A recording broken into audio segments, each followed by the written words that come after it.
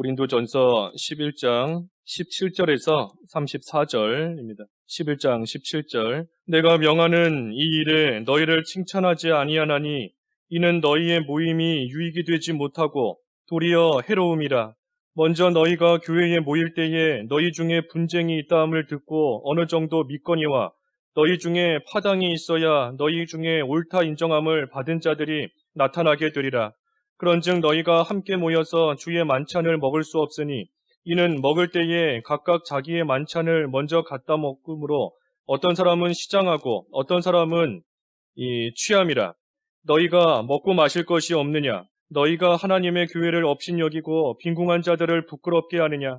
내가 너희에게 무슨 말을 하랴? 너희를 칭찬하랴? 이것으로 칭찬하지 않노라. 내가 너희에게 전한 것은 주께 받은 것이니 곧 주 예수께서 잡히시던 밤에 떡을 가지사 축사하시고 떼어 이르시되 이것은 너희를 위하는 내 몸이니 이것을 행하여 나를 기념하라 하시고 식후에 또한 그와 같이 잔을 가지시고 이르시되 이 잔은 내 피로 세운 새 언약이니 이것을 행하여 마실 때마다 나를 기념하라 하셨으니 너희가 이 떡을 먹으며 이 잔을 마실 때마다 주의 죽으심을 그가 오실 때까지 전하는 것이니라. 그러므로 누구든지 주의 떡이나 잔을 합당하지 않게 먹고 마시는 자는 주의 몸과 피에 대하여 죄를 짓는 것이니라. 사람이 자기를 살피고 그 후에야 이 떡을 먹고 이 잔을 마실지니 주의 몸을 분별하지 못하고 먹고 마시는 자는 자기의 죄를 먹고 마시는 것이니라. 그러므로 너희 중에 약한 자와 병든 자가 많고 잠자는 자도 적지 아니하니 우리가 우리를 살폈으면 판단을 받지 아니하려니와 우리가 판단을 받은 것은 주께 징계를 받는 것이니 이는 우리로 세상과 함께 정죄함을 받지 않게 하려 하심이라. 그런즉 내 형제들아 먹으러 모일 때에 서로 기다리라. 만일 누구든지 시장하거든 집에서 먹을지니 이는 너희의 모임이 판단받는 모임이 되지 않게 하려 함이라. 그 밖의 일들은 내가 언제든지 갈 때에 바로 잡으리라. 제목은 성찬의 교훈입니다. 성찬. 우리가 성찬 예식 거행하는데 그 성찬의 교훈 오늘 제목입니다. 여기 17절 읽어주십시오. 내가 명하는 이 일에 너희를 칭찬하지 아니하나니 이는 너희의 모임이 유익이 못되고 도리어 해로움이라. 예, 이 일에 대하여 너희를 칭찬하지 않는다 그랬습니다. 칭찬하지 않는다. 왜 그런가? 너희의 모임이 유익이 되지 못하고 도리어 해로움이라 그랬습니다. 여기 이 일 그랬는데 여기 말하는 이 일은 소위 말하는 그 애찬식을 말합니다. 우리 성찬이 있고 애찬이 있는데 우리 성찬은 우리가 1년에 2차례 정도 거행하는 그 떡과 포도즙을 가지고 하는 그것이 성찬 예식인 것이고 그에 비해서 애찬이라고 이름 붙어 있는 그러한 또 모임이 있어요. 이 애찬이라는 것은 이 성도들이 함께 모여서 함께 식사하며 교제하는 그러한 시간이 이 애찬 시간입니다. 근데 여기 17절에 말하는 이 일이라는 것은 그 애찬을 말하는 겁니다. 애찬. 그래서 이 애찬에 대해서 너희를 칭찬하지 않는다. 왜? 그 모임이 유익하지 못하고 도리어 해롭기 때문이다. 그랬습니다. 이 유익이 돼야 되는데 어떤 모임이든 애찬의 모임이든 성도의 교제의 모임이든 교회 안에서 하는 그 어떤 모임이든 간에 참으로 유익하고 그것이 서로에게 참 도움을 줄 수 있는 그러한 이 모임이 돼야 됩니다. 이 모임이 유익이 돼야 돼요. 유익이 뭔가? 유익돼야 된다 그랬는데 유익이 뭔가? 이 유익이 바로 두 가지인 겁니다. 하나님의 영광이고 또 한 가지는 다른 성도에게 이 유익을 줄 수 있어야 되는 겁니다. 그것이 모든 일의 기준이에요. 하나님의 일에 유익하다. 하나님의 영광을 나타내는 것이고 또 교회에 유익돼야 되는 것이고 다른 성도에게 또 유익을 줘야 되는 겁니다. 그러니 이것이 기준인 겁니다. 하나님의 영광과 다른 사람의 유익. 우리 앞에 10장에서 이미 보았지 않습니까? 10장 31절에 다 하나님의 영광을 위하여 하라. 먹든지 마시든지 무엇을 하든지 다 하나님의 영광을 위하여 하라. 그러니 이것이 모든 일, 무엇을 하든지 우리의 첫 번째 기준이에요. 하나님의 영광을 가린다 하면 하지 않아야 되는 겁니다. 이게 기준인 것이고 또 한 가지 기준이 뭔가? 그 앞에 10장 24절에 누구든지 자기의 유익을 구하지 말고 남의 유익을 구하라. 남의 유익을 구하라. 그러니 이것이 또 한 가지 기준인 겁니다. 그러니 교회 안에서 우리가 어떤 일을 하든지 또 교회 안이 아니다 할지라도 우리가 성도로서 말을 하고 행동을 하고 그 어떤 일을 하든 이 두 가지를 항상 염두에 두고 있어야 돼요. 이 일이 과연 하나님께 영광이 되는가 아니면 하나님께 육이 돌아가고 하나님의 영광이 가리우는가. 그리고 또 한 가지 내가 이것을 행동함으로 이러한 말을 함으로써 다른 성도들에게 손해를 주는가 아니면 믿는 생활에 더욱더 이 유익을 줄 수 있는가 그것을 우리가 항상 생각하고 그것을 이 기준으로 삼아야 되는 겁니다. 할 수 있다고 해서 다 하는 게 아니에요. 그 앞에 10장 23절에 그랬지 않습니까? 10장 23절에 모든 것이 가하다. 하지만 모든 것이 유익한 것은 아니고 모든 것이 덕을 세우는 것은 아니다. 내가 할 수 있다 하는 것도 이 유익해야 되는 것이고 덕을 세울 수 있어야 그 일을 마땅히 해야 되는 겁니다. 그 신의 성품 한번 읽어볼까요? 베드로후서 그 1장 한번 읽어봐 주시죠. 베드로후서 1장 그 5절부터 5절 그러므로 너희가 더욱 힘써 너희 믿음의 덕을 덕의 지식을 지식의 절제를 절제의 인내를 인내의 경건을 경건의 형제 우애를 형제 우애의 사랑을 더하라. 예, 제일 먼저 나오는 게 믿음인 겁니다. 믿음을 기초로 해서 그 위에 덕, 그리고 덕 위에 지식인 거예요. 덕 위에서 이 지식인 겁니다. 지식. 그러니 내가 알고 있어도 모르는 척 하는 것이 남에게 유익이 된다라고 한다면 아무리 알고 있어도 때로는 모르는 척 하는 것이 오히려 남에게 또 유익을 주는 겁니다. 그래서 덕 위에서 지식인 것이고 그 지식 또한 절제하는 겁니다. 또 절제하면서 인내하는 것이고 그리고 그것이 경건으로 이어지는 겁니다. 인내의 경건을. 그리고 경건한 생활을 하면 거기서부터 형제의 우애와 또 사랑이 나오게 되어 있는 겁니다. 그래서 우리가 항상 이 모임을 한다, 말을 하고 행동을 한다 할 때에도 항상 이 두 가지 우리가 늘 생각해야 돼요. 하나님의 영광과 그리고 다른 성도에게 유익이 되는가 생각해야 되는 겁니다. 우리가 주일에도 전도서 말씀을 통해서 이 하나님의 때까지 기뻐하며 선을 행하라 그랬습니다. 하나님의 때까지 기뻐하며 선을 행하라. 하나님께서 우리에게 주신 만물을 우리가 하나님 앞에 올바르게 사용하는 것이 선을 행하는 것이다 그랬습니다. 하나님께서 우리에게 주신 것들 내 몸이든 시간이든 또 생각이든 또는 어떤 자유함도 하나님께서 나에게 주신 겁니다. 내가 내 힘으로 내 의지로 얼마든지 할 수 있다 하는 그러한 자유가 있지만 그 모든 것을 하나님 앞에서 올바르게 사용해야 돼요. 그러다 보면 하나님께서 때가 되면 모든 것을 아름답게 이루시는 그러한 또 시간이 오게 되어 있는 겁니다. 그래서 유익이 돼야 된다 그랬습니다. 이 고린도 교회에서 지금 애찬을 하는 것이 유익이 되지 못하고 도리어 해롭기 때문에 사도 바울이 그것을 지금 책망하는 겁니다. 18절 읽어주십시오.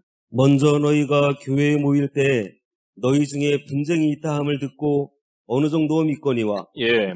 그래서 사도 바울이 너희가 교회에 모일 때 분쟁이 있다 하는 것을 들었다 그랬습니다. 들었다. 그런데 듣기는 들었는데 그것을 바울이 어느 정도 믿었다 그랬어요. 어느 정도 믿었다. 애찬으로 인해서 지금 고린도 교회에 이 분쟁이 있다는 그러한 이 소식을 사도 바울이 들었는데 듣기는 들었지만 그것을 완전히 다 믿지는 않고 그저 어느 정도만 믿었다 한 겁니다. 왜냐하면 바울이 직접 그 애찬에 대한 분쟁을 직접 본 것도 아니고 직접 자기 귀로 들은 것이 아니기 때문에 남을 통해서 전해 들은 거기 때문에 그렇기 때문에 듣기는 들었지만 어느 정도만 믿었다 하는 겁니다. 이 바울의 이런 모습도 참 우리가 본받을 만한 모습이에요. 우리가 직접 내 눈으로 보고 직접 내 귀로 듣지 않은 이상 그러기 전에는 우리가 이 어느 정도만 믿는 것이 지혜로운 겁니다. 그렇지 않고 들리는 소문이라고 해서 그것을 그저 다 믿고 나아가다 보면 이 생각지 않은 낭패를 당하게 되는 그러한 경우도 생기는 겁니다. 듣는 대로 다 믿고. 그러니 이 전하는 사람도 사실 그대로, 있는 그대로만 전해야 되고, 있는 그대로만 전해야 되는 겁니다. 근데 사람이 말하다 보면 거기에 조금씩 그 살이 붙게 되어 있어요. 살이 붙는 겁니다. 홍길동이 머리가 아프다더라 하니까, 그 얘기가 딴 사람한테 가서는 홍길동이 몸에서 열이 난다고 하더라. 또 그게 전해져서는 홍길동이 코로나에 걸렸다더라. 또 전해져서는 홍길동이 입원했다더라. 나중에는 죽었다더라. 죽었다까지 이어지는 겁니다. 조금씩 살이 붙으면 이 처음과는 완전히 다른 그러한 이야기가 돼버리는 겁니다. 그러니 우리가 이 전할 때에도 정확히 전해야 되는 것이고, 들을 때에도 정 궁금하면 직접 가서 물어보고 직접 가서 사실을 확인해 보는 것이 가장 좋은 것이고, 그렇지 않은 이상은 이 말이라는 것은 얼마든지 커질 수 있고 작아질 수 있고 변할 수 있는 줄 알고 어느 정도까지만 믿는 것이 또 지혜로운 겁니다. 그래서 사도 바울도 애찬에 대한 분쟁이 있다는 것을 지금 들었다 그랬습니다. 19절. 너희 중에 파당이 있어야 너희 중에 옳다 인정함을 받은 자들이 나타나게 되리라. 너희 중에 파당이 있어야 너희 중에 옳다 인정함을 받는 자들이 나타나게 되리라 그랬습니다. 이 파당이 있어야, 다시 말해 잘못된 것이 있어야, 잘못된 사람들이 또 있어야 그 중에 옳다 인정함을 받는 자들이 있구나 하는 것이 나타나게 된다 하는 겁니다. 이 잘못된 것이 드러나면 그것을 통해서 저게 잘못인데 그렇다면 올바른 것은 뭔가 해서 올바른 것이 더 부각되고 더 드러나게 되는 그러한 경우가 있는 겁니다.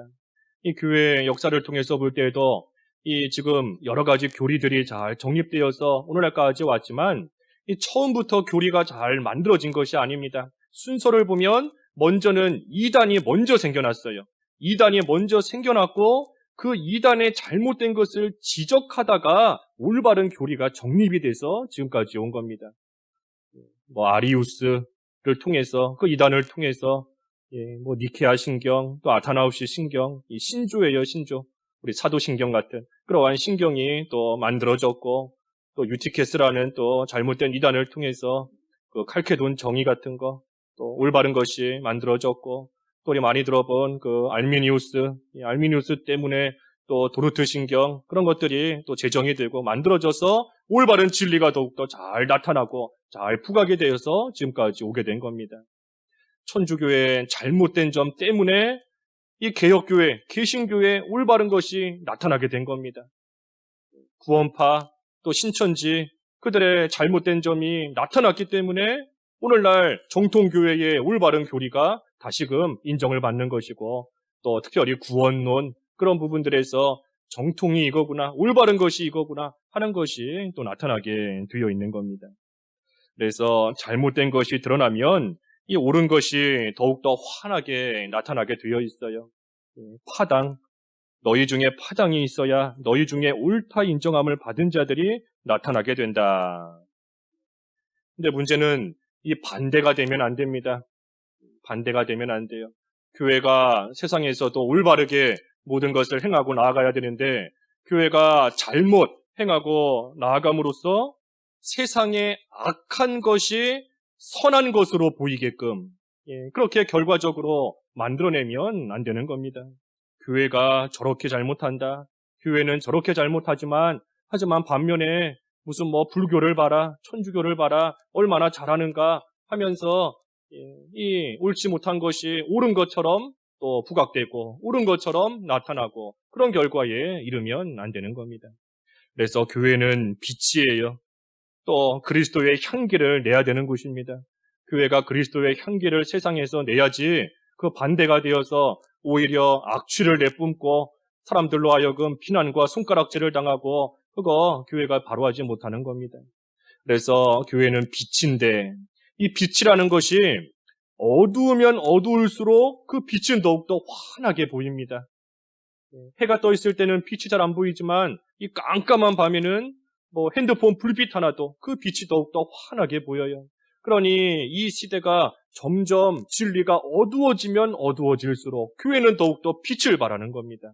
이 시대가 악해지면 악해질수록 또한 진리를 쫓아가는 자가 더 심한 핍박을 받으면 받을수록 사실 참된 교회는 더욱더 빛을 발하고 더욱더 그리스도의 향기를 퍼뜨리는 그러한 또 역할을 잘 감당해야 되는 겁니다. 그래서 진리가 아무리 어두워진다, 그런 시대를 우리가 만난다 할지라도 우리가 듣고 배우고 또 우리가 물려받은 그 진리를 우리가 끝까지 붙잡고 그것을 잘 지켜나가면 이길 수 있습니다. 어떠한 어려움이 있어도 이길 수 있어요. 그리고 또한 어두우면 어두울수록 그 빛이 더욱더 환하고 찬란하게 비춰지는 겁니다. 그래서 우리에게 주신 그 귀한 진리를 통해서 또 우리의 모습을 통해서 참으로 어두움 속을 헤매는 것 같은 이러한 시대에서도 우리가 더욱더 빛을 발하는 그러한 역할을 해야지 그 반대가 되어서 사람들에게 손가락질을 당하고 교회에 욕이 돌아가고 그런 일 또 있어서는 안 되는 겁니다. 그래서 사도 바울이 지금 이 이야기, 너희 중에 파당이 있어야 옳다 인정함을 받은 자들이 나타난다 하는 이 말을 하는 것은 이 애찬에 대한 분쟁과 잘못으로 인해서 고린도 교회에 지금 애찬으로 인한 분쟁이 일어났는데 그 분쟁이 일어났기 때문에 뭐가 올바른 건지, 뭐가 잘못된 건지, 또 뭐가 더 중요한 건지 하는 것이 나타나게 되었다. 이 애찬을 통한 분쟁으로 인해서 뭐가 더 중요하고 뭐가 올바른 것인가 하는 것을 다시금 생각하게 되었고 그것이 나타나게 되었다 하는 뜻에서 지금 19절의 말씀한 겁니다. 그래서 20절과 21절 그런즉 너희가 함께 모여서 주의 만찬을 먹을 수 없으니 이는 먹을 때에 각각 자기의 만찬을 먼저 갖다 먹으므로 어떤 사람은 시장하고 어떤 사람은 취함이라. 예, 당시의 교회에서 성찬과 애찬 겸해서 같이 행했는데 이 성찬 예식을 거행하기 전이나 후에 그 애찬을 먼저 나누었습니다. 그래서 각자가 자기 집에서 이 음식을 가지고 교회로 오는 겁니다. 그래서 각자 가져온 음식을 가지고 온 성도들이 함께 모여서 각자 준비해온 그 음식을 서로 나누면서 함께 먹는 거, 그것이 애찬인데 그런데 시간이 지나면서 문제가 생긴 겁니다. 가난한 사람들이 가져올 음식이 없는 거예요. 가난하다 보니까. 그러니 가난한 사람들이 음식을 조금씩밖에는 못 가져오고 또 어떨 때에는 아무것도 가져오지 못하고 그저 남들이 가져온 그러한 음식만 먹게 되는 일들이 점점 생기게 된 겁니다. 그러니 그 모습을 부자들이 보면서 불평을 갖기 시작했어요.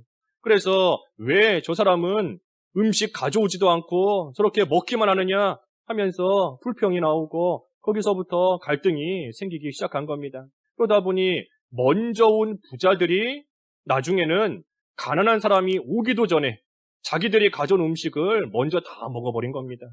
그래서 나중에 가난한 사람들이 오면 뭐 먹을 게 없지요. 이미 다 먹어버렸으니까. 그렇기 때문에 또 이것이 문제가 된 것이고 그래서 바울이 책망하는 겁니다. 그 밑에 33절에 그랬죠. 33절. 그런즉 내 형제들아 먹으러 모일 때에 서로 기다리라. 예, 그렇기 때문에 바울이 이 먹을 때에 서로 기다리라 하고 책망한 겁니다. 기다리라.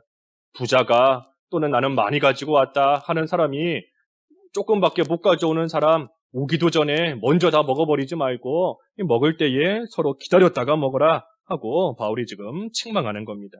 그러면서 다시 앞에 22절로 돌아오면 22절에 너희가 먹고 마실 집이 없느냐? 너희가 하나님의 교회를 업신여기고 빈궁한 자들을 부끄럽게 하느냐? 내가 너희에게 무슨 말을 하랴? 너희를 칭찬하랴? 이것으로 칭찬하지 않노라. 예, 또 책망하는 겁니다. 계속 먹고 마실 집이 없어서 먹을 장소가 없어서 이 교회에 와서 그것을 먹느냐? 그래서 교회에서 부자와 가난한 자가 나뉘어져 버리고 또 먹을 것 때문에 서로 다투고 이 혼란이 일어나고 하게 되니 그것이 교회를 업신여기는 것이고 또 한편으로는 빈궁한 자들을 부끄럽게 하는 것이다. 그럴 바에는 차라리 집에서 먹어라. 괜히 교회 가져와서 먹지 말고 그럴 바에는 차라리 집에서 먹고 마셔라 하며 좀 바울이 고린도 교회를 책망하는 겁니다. 그래서 이 애찬이 처음에는 참 좋은 목적으로 시작한 겁니다. 성도 간에 서로 사랑의 교제를 나눈다 하는 그러한 좋은 의도와 좋은 목적으로 시작했지만 시간이 지나면서 오히려 거기에서 다툼만 생기고 갈등이 생기고 여러 가지 문제들이 생기고 하게 되니 나중에 가서는 이 논란이 많이 된 겁니다. 그래서 실제로도 이 종교 회의에 가서 칼타고 종교 회의에서 결국 이 애찬이라는 것은 공식적으로 폐지가 됐어요. 공식적으로 종교회를 통해서 애찬은 폐지가 되고 이 성찬 예식만 남은 겁니다. 그래서 지금도 그 서양 교회, 서양의 교회들은 이 일반적으로 볼 때에는 이 애찬을 하지 않아요. 성찬은 거행하지만 일반적으로는 애찬은 하지 않고 성도들끼리 함께 교회에서 음식을 먹는 그런 것은 하지 않는 겁니다. 하지만 우리나라 한국 교회는 옛날부터 이 정이라는 게 있지 않습니까? 그렇기 때문에 교회에서 예배 후에 성도들이 함께 모여서 또 식사하며 또 교제하고 하는 그러한 것이 또 지금까지도 하나의 전통으로서 이어져 내려오게 된 겁니다. 근데 어쨌든 이 성경적으로 볼 때에는 또 교회 역사적으로 볼 때에는 이 애찬이라는 것이 참 많은 문제를 발생시켰기 때문에 결국은 이 폐지되게 된 겁니다. 그래서 우리가 이 애찬을 생각할 때 참 아무리 좋은 의도와 목적으로 시작했다 할지라도 이것이 유익이 되지 않으면 차라리 하지 않는 것이 나은 겁니다. 애찬처럼 유익이 되지 않으면 하지 않아야 돼요. 아까 우리 유익의 기준은 두 가지다 그랬지 않습니까? 하나님께 영광이 돌아가야 되고 다른 성도에게 도움이 돼야 된다. 유익이 돼야 된다. 그것이 모든 것에 행하는 일에 있어 기준이 돼야 된다 그랬지 않습니까? 그러니 아무리 처음에 시작할 때는 좋은 목적과 좋은 의도로서 시작했다라고 할지라도 그래도 그것이 참으로 이 두 가지 하나님의 영광을 가린다. 여기 고린도 교회처럼 교회가 업신여김을 당하고 또 빈궁한 자가 이 부끄러움을 당하게 되고 그러니 성도에게 무슨 유익이 있겠어요? 그럴 바에는 하지 않는 것이 차라리 더 나은 겁니다. 그래서 아무리 좋은 것이다, 좋은 의도로 시작했다 할지라도 하나님 영광 가리우면 그만둬야 됩니다. 하나님 영광 가리우면 하면 안 되는 겁니다. 또 교회가 사람들에게 판단의 대상이 되면 안 돼요. 거기 마지막 34절에 그랬죠. 34절 한번 읽어봐 주시죠. 만일 누구든지 시장하거든 집에서 먹을지니 이는 너희의 모임이 판단받는 모임이 되지 않게 하려 함이라. 너희 모임이 판단받는 모임이 되지 않게 하려 함이라 그랬습니다. 판단받는 사람들에게 교회가 세상의 판단을 받고 세상 사람들에게 비난을 받는 그러한 대상이 되지 않도록 그럴 바에는 차라리 애찬 하지 말고 집에서 각자 먹어라 하며 이 바울이 책망하고 지적하는 겁니다. 오늘날도 마찬가지예요. 교회가 세상의 선과 악을 판단하고 교회가 세상에 되지 못한 것을 올바르게 잡고 나아가야 되는 것인데 그러지 못하고 오히려 행동을 잘못함으로써 사람들의 판단과 비난의 대상이 되고 교회가 업신여김을 당하고 사람들이 참으로 이 많은 면에 있어 손해를 보고 부끄러움을 당하게 되고 하게 된다면 그 하나님께서 전혀 기뻐하시는 것이 아닙니다. 그래서 우리가 이 애찬의 모습을 생각할 때 우리가 이 교훈을 또 받아야 되는 겁니다. 항상 두 가지, 하나님의 영광, 아무리 나는 좋은 의도로 한다 할지라도 하나님 영광 가려지면 하면 안 돼요. 하나님께 욕이 돌아가면 더 이상 해서는 안 되는 겁니다. 또 다른 성도에게 교회에 손해가 돌아간다라고 하면 또 역시 해서는 안 되는 겁니다. 23절 내가 너희에게 전한 것은 주께서 받은 것이니 곧 주 예수께서 잡히시던 밤에 떡을 가지사 축사하시고 떼어 이르시되 이것은 너희를 위하는 내 몸이니 이것을 행하여 나를 기념하라 하시고.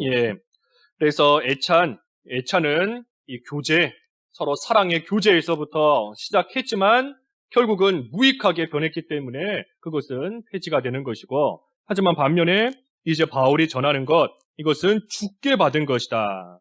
다시 말해 이 성찬을 말하는 것인데 이 성찬은 예수님께서 주신 것이다 하는 겁니다. 예수님이 주신 것이다. 바꿔 말해 사람이 만든 것이 아니고 예수님께서 직접 만들어서 주신 것이다 하고 지금 바울이 말하는 겁니다. 언제 만드셨는가? 예수께서 잡히시던 밤에, 다시 말해 예수님께서 겟세마네 동산에 가셔서 기도하시고 난 후에 잡히셨는데 그 겟세마네 동산에 가시기 전에 제자들을 모아서 성찬 예식을 거행하신 겁니다. 그래서 예수님이 잡히시던 밤에 이 성찬 예식을 직접 제정하셔서 이 제자들을 통하여 또 성도들 오늘날 우리에게까지 주신 겁니다. 그래서 성찬은 기념하는 겁니다. 기념. 그 24절과 25절에 그랬죠. 떡, 너희를 위하는 내 몸이니 이것을 행하여 나를 기념하라. 또 25절도 식후에 또한 잔을 가지고 이르시되 이 잔은 내 피로 세운 새 언약이니 이것을 행하여 마실 때마다 나를 기념하라. 그래서 성찬식은 예수님을 기념하는 겁니다. 예수님을 기념하는 거예요. 나를 위해서 십자가에서 피 흘리시고 몸이 찢기신 그 예수님을 생각하면서 기념하는 것이 바로 이 성찬 예식인 겁니다. 그래서 기념하는 것이기 때문에 그 성찬식 때 먹는 떡, 마시는 포도즙이 실제 예수님의 피와 살로 변하는 게 아닙니다. 실제로 변하는 게 아니에요. 천주교에서는 실제로 변한다 하고 믿지요.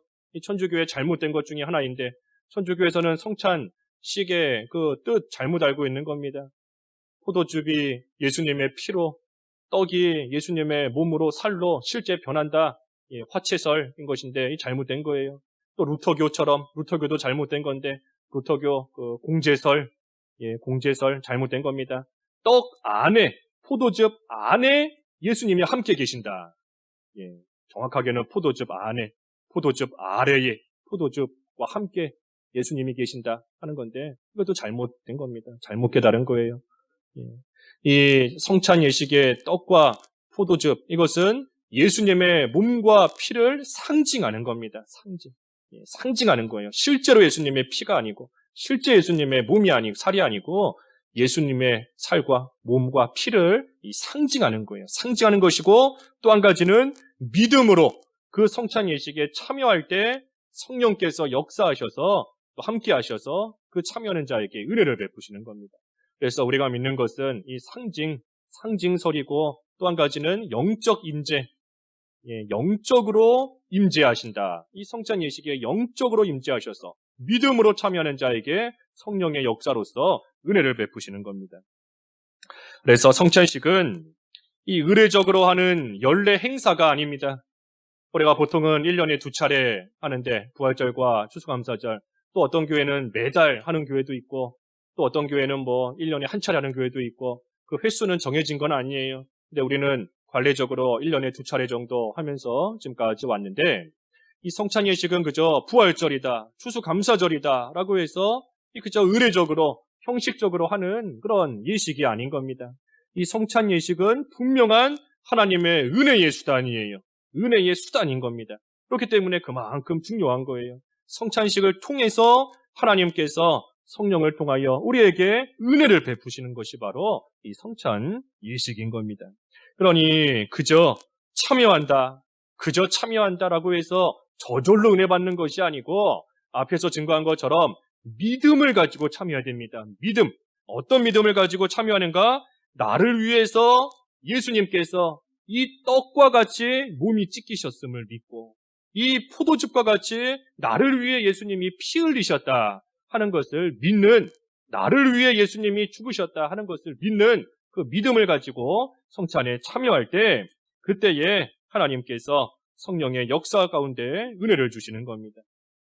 이 천주교와 루터교는 성찬 예식에 그저 참여만 하면 은혜 받는 걸로 믿고 있어요. 참여해서 그저 먹는 그 행위에 참여만 하면 그걸로 저절로 은혜 받는다 하고 천주교는 믿고 나아가지만 루터교도 우리는 그렇지 않아요. 우리는 아무리 참여한다, 아무리 먹는다, 마신다 할지라도 믿음으로서 참여하지 못하면 아무 소용없는 것이고 이 성찬의 의미를 제대로 알지 못하고 참여하면 아무 소용없는 겁니다. 그렇기 때문에 우리가 성찬 예식 거행할 때 아무나 참여하는 거 아니지 않습니까? 세례를 받았든지 아니면 입교를 했든지 그래서 어느 정도 믿음을 고백했고 믿음이 있다라고 공식적으로 인정을 받고 또 성찬의 의미를 이해할 수 있는 그 정도 수준이 되었을 때에 이 성찬 예식에 함께 참여하는 겁니다. 그래서 의미도 모르는 사람이 또 믿음도 없는 사람이 아무리 참여해서 먹는다 마신다 한들 소용없을 뿐만 아니라 오히려 그것이 죄가 됩니다.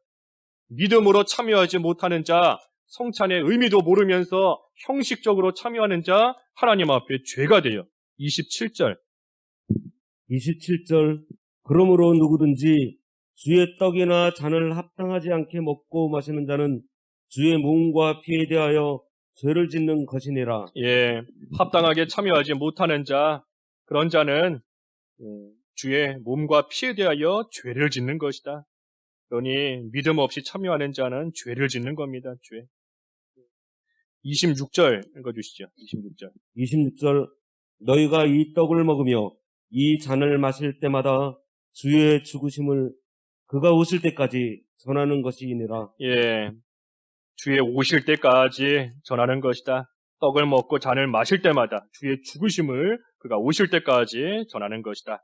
그러니 구약시대의 성례는 우리가 잘 아는 것처럼 할례와 유월절이지 않습니까? 할례와 유월절. 반면에 신약시대의 성례는 이 세례와 이 성찬식이에요. 세례와 성찬식. 그러니 유월절 어린 양이신 예수님께서 십자가에서 우리를 위하여 찢기시고 피 흘리시고 죽으시고 실제로 예수님께서 찢기시고 피 흘리시고 실제로 죽으셨기 때문에 이제는 더 이상 유월절을 지키는 게 아닙니다. 더 이상 유월절 지키는 것이 아니라 이제는 우리가 성찬식을 지키는 거예요. 성찬예식. 그래서 성찬예식을 지키는데 그 성찬식을 언제까지 하는가? 그가 오실 때까지. 그가 오실 때까지. 다시 말해 예수님께서 다시 오실 때까지. 예수님이 이 세상에 다시 오시는 그날까지 우리는 예수 그리스도의 죽음을 생각하며 그것을 기념하며 이 성찬 예식을 계속해서 거행해 나아가는 겁니다. 그래서 정리하면 이 성찬식은 누가 제정했는가? 예수님이 제정하신 겁니다. 예수님께서 직접 제정하신 거예요. 또 이 성찬 예식은 무엇을 가지고 시행하는가? 떡과 포도즙을 가지고 시행하는 겁니다. 그렇기 때문에 이 하나님께서 우리에게 주시는 은혜의 수단이 여러 가지가 있지만 하나님께서 우리에게 주시는 눈에 보이는 은혜의 수단, 그것이 바로 성찬 예식이에요. 이 성찬 예식은 눈에 보이는 겁니다. 눈에 보이는 거. 다른 것들은 하나님이 영이시기 때문에 우리와 영적으로 교통하시고 우리와 영적으로 교제하시고 영적인 은혜를 우리에게 베풀어 주시는 것인데 그 중에서 딱 한 가지, 이 성찬 예식은 눈에 보이는 것으로서 하나님께서 우리에게 은혜를 주시는 그러한 수단인 겁니다. 그래서 성찬식은 가시적인, 눈에 보이는 가시적인 은혜의 수단이에요. 가시적인 은혜의 수단인 겁니다. 그래서 떡과 포도즙으로 시행한다. 또 성찬 예식이 무슨 의미인가? 기념하는 것이다. 예수님의 죽음을 기념하는 것이다. 하지만 기념하는 것이지만 떡과 포도즙은 상징하는 것이고 또한 그때에 영적으로 임재하셔서 믿음으로 참여하는 자에게 은혜를 주신다. 그러면 성찬이 참여하는 자가 어떤 효과가 있는가? 성찬은 무슨 효과가 있는가? 합당하게 참여하는 자는 하나님이 주시는 은혜 가운데 들어가는 겁니다. 합당하게 참여하는 자는 은혜 가운데 들어가는 그러한 효과가 나타나는 거예요. 특별히 은혜 가운데 들어가는데 어떤 은혜를 주시는가? 먼저는 영적으로 자라나는 겁니다. 영적으로 자라나는 은혜를 하나님이 주시는 거예요. 우리가 육신적으로도 우리 육신이 자라나려면 밥을 먹어야 됩니다. 밥도 먹고 물도 마시고 여러 가지를 먹어야 우리의 몸이 자라나요. 마찬가지로 우리의 영이 자라나는 것인데 특별히 말씀과 기도로서도 하나님이 은혜를 주셔서 우리의 영이 자라나게 하시지만 이 성찬 예식에 믿음으로 참여할 때에 예수님의 살과 피를 우리가 믿음으로 받아먹는 것이고 그렇기 때문에 우리의 영적으로 자라나는 겁니다. 영적 양식을 먹는 거예요. 예수님의 살과 피가 우리의 영의 양식이 되는 겁니다. 그래서 어떤 은혜를 주시는가? 우리의 영이 자라나는 그러한 은혜를 베풀어 주시는 것이고 또 한 가지는 어떤 은혜를 주시는가? 예수님과 연합되고 예수님과의 교제를 더욱더 견고하게 하는 겁니다. 예수님과의 연합과 교제를 견고하게 하는 은혜를 주시는 거예요. 예수님과의 연합. 우리가 이미 믿음으로 예수님과 연합되었지만 성찬 예식에 참여하여서 그 떡과 포도즙을 믿음으로 먹음으로 예수님과의 그 연합이 더욱더 돈독해지는 겁니다. 더욱더 견고해지는 것이고 예수님과의 그 교제가 더욱더 깊어지는 겁니다. 우리 사람들 간에도 그렇지 않습니까? 누구와 친해지려면 같이 밥도 먹고 같이 교제하고 하다 보면 그 사람과 또 더 친해지는 거예요. 그래서 예수님의 살과 피를 먹음으로써 예수님과의 교제가 더욱더 깊어지는 겁니다. 그래서 예수님과의 연합과 교제가 견고해진다 하는 것이고 마지막 세 번째 주시는 은혜가 뭔가? 성도 간의 교제가 새로워지는 겁니다. 성도의 교제예요. 성도의 교제. 성찬 예식을 통해서 성도 간의 교제가 더욱더 새로워지고 성도 간의 교제뿐 아니라 성도는 하나다 하는 것을 다시 한번 증거하는 그러한 시간이 성찬 예식인 겁니다. 성도는 하나다. 성도 간의 교제를 새롭게 하는 거예요. 그렇기 때문에 우리가 이 성찬 예식할 때 빵과 그 떡과 포도즙을 나누는데 사실 우리가 이제 편의상 교회에서는 그 떡을 미리 다 이렇게 잘라놓고 조각 내서 하나씩 집어 먹는 거지만 이 원래 성찬식을 할 때는 이 커다란 떡 한 덩이를 놓고 하는 겁니다. 커다란 떡 한 덩이를 놓고 거기서 이렇게 떼어서 나눠주는 거예요. 떼어서. 포도즙도 원래는 이런 커다란 그릇, 커다란 통 한 통에다가 넣어놓고 거기서 이렇게 떠서 성도에게 나눠주는 겁니다. 그래서 그것이 상징하는 거지요. 떡이 한 덩어리인 떡에서부터 이렇게 떼어서 주었다. 그래서 우리는 예수님 안에서 하나다. 예수님 안에서 한 몸이다 하는 것을 그 떡과 포도즙을 통해서 또 역시 그 상징적으로 보여주는 겁니다. 그래서 이 성찬 예식에 주시는 은혜 가운데 하나가 성도 간의 교제를 더욱더 새롭게 하신다. 모든 성도가 예수 그리스도 안에서 한 지체이다 하는 것을 다시금 증거하는 시간이 바로 이 성찬 예식인 겁니다. 그래서 성찬 예식 합당하게 참여해야 된다 그랬어요. 아까 27절에 그랬죠. 합당하지 않게 먹고 마시는 자는 죄를 짓는 것이다. 죄를 짓는 것이다. 이 성찬 예식은 참으로 신비한 예식입니다. 신비로운 예식이에요. 신비로운 예식. 신비로운 거지 않습니까? 떡과 포도즙을 먹고 마시는데 하나님께서 은혜를 베풀어 주시니 그것이 참으로 신비한 겁니다. 믿음으로 먹고 믿음으로 마실 때에 성령께서 역사하셔서 그래서 이 성찬 예식에 삼위일체 하나님이 다 관여하시는 거예요. 성자 예수님을 기념하면서 믿음으로 참여할 때에 성령께서 역사하시고 그때에 성부 하나님께서 은혜를 베푸시는 겁니다. 그래서 성찬 예식은 신비롭고 또 한편으로는 거룩한 예식입니다.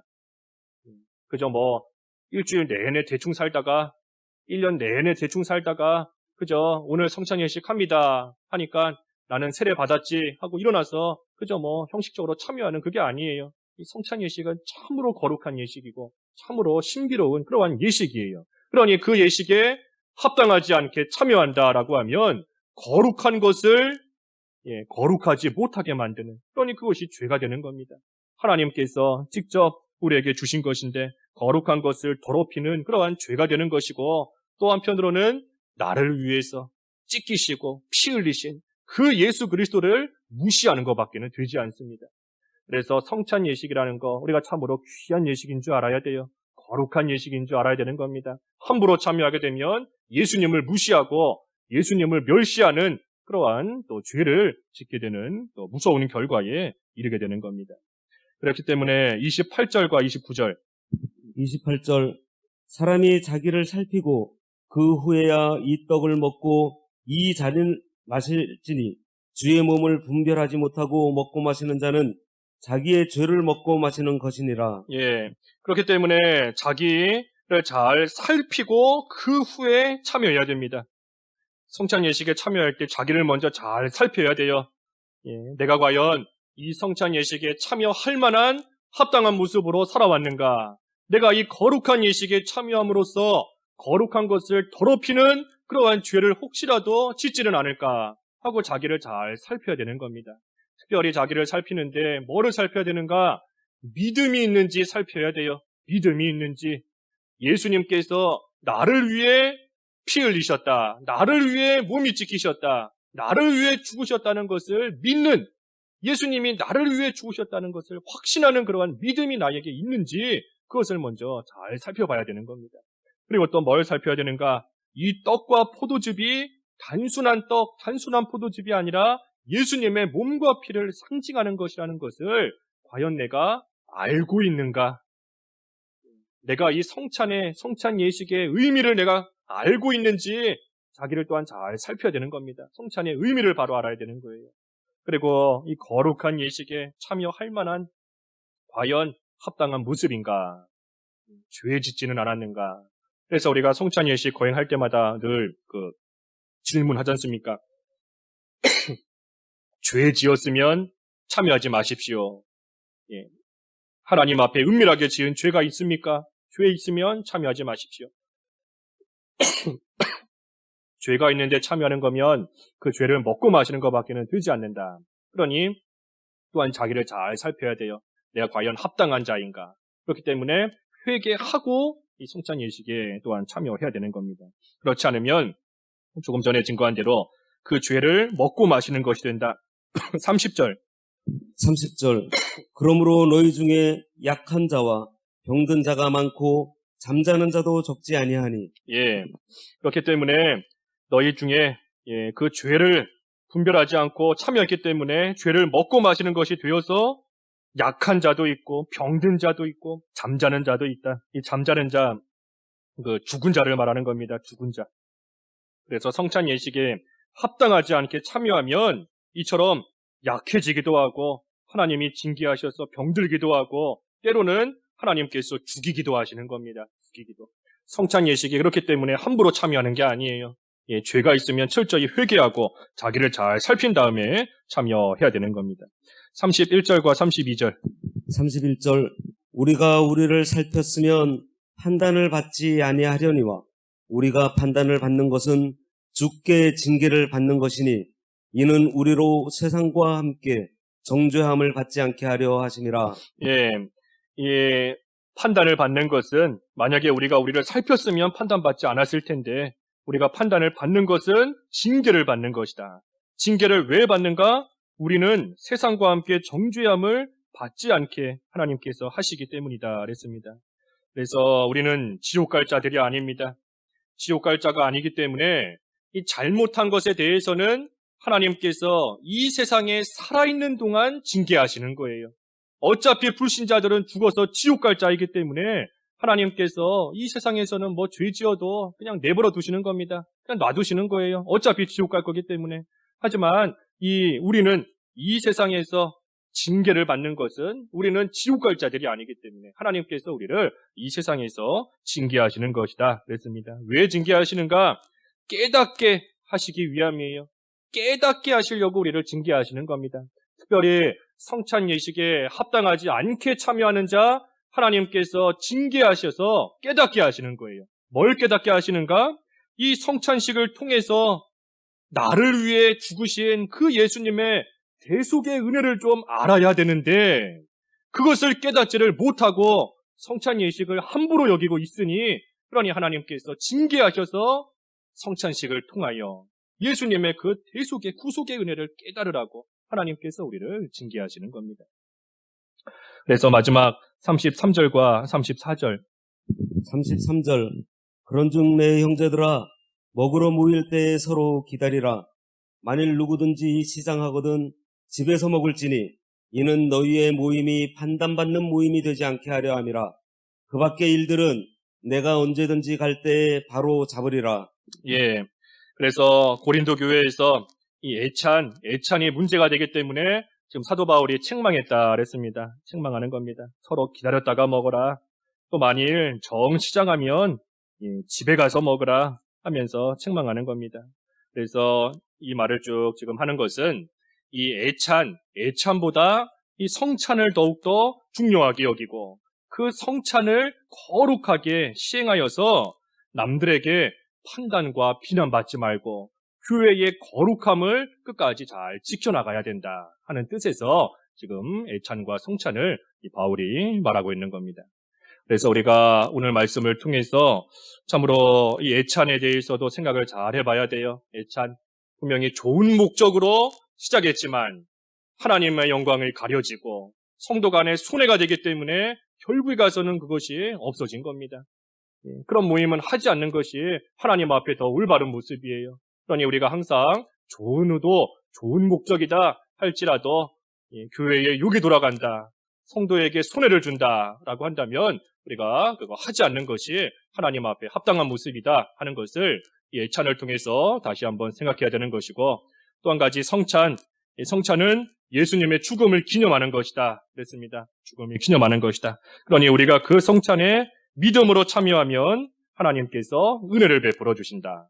그래서 우리가 성찬 예식을 합당하게 잘 참여하고 잘 거행함으로써 하나님께서 교회에 주신 거룩함을 우리가 끝까지 잃지 않고 잘 지켜나가야 된다 하는 것이 오늘 말씀의 교훈인 것입니다.